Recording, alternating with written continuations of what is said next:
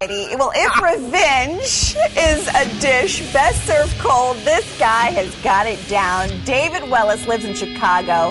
He's got surveillance video here of his home to help see what goes on. Okay, a couple of nights ago, he caught a neighbor taking a snow shovel off of his porch and then using it to dig out her car. Well, then she didn't return the thing. I mean, she kept the shovel. Wellis decided he was going to get even. First, he posted video of his neighbor taking the shovel. Then he broke out his own snowblower. Look at this. Awesome. And he buried her car in so much snow you can't even imagine. Well, then, of course, he then rolled tape as she redug her car out of the snow using a broom.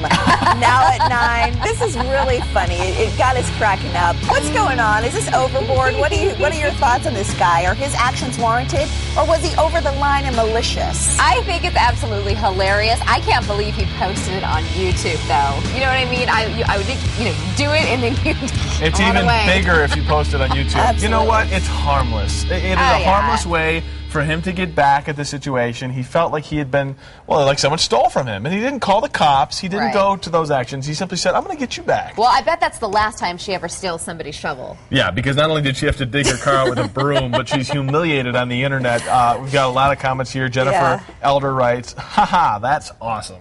I want to read Ignacio really quickly. He said, buried vehicle, that's awesome. Eye for an eye. Me and a roommate, because we asked you to tell us what you did. That was kind of vindictive. He says, me and a roommate once decorated another roommate's room with over 2,000 Post-it notes. That's awesome. Everything was covered. That is way too much work for revenge. All right. Jerry Seidel Heckler says, I always imagine getting revenge, but I always feel too guilty to go through with it, especially now with the confession out.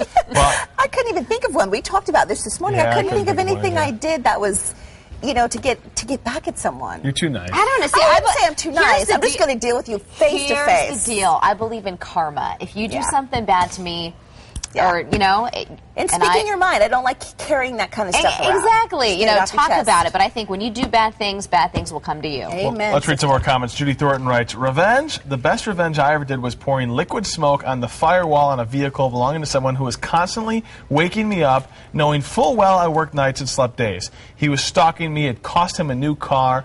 I slept. I slept after that, she said. Wow. She's a feisty one.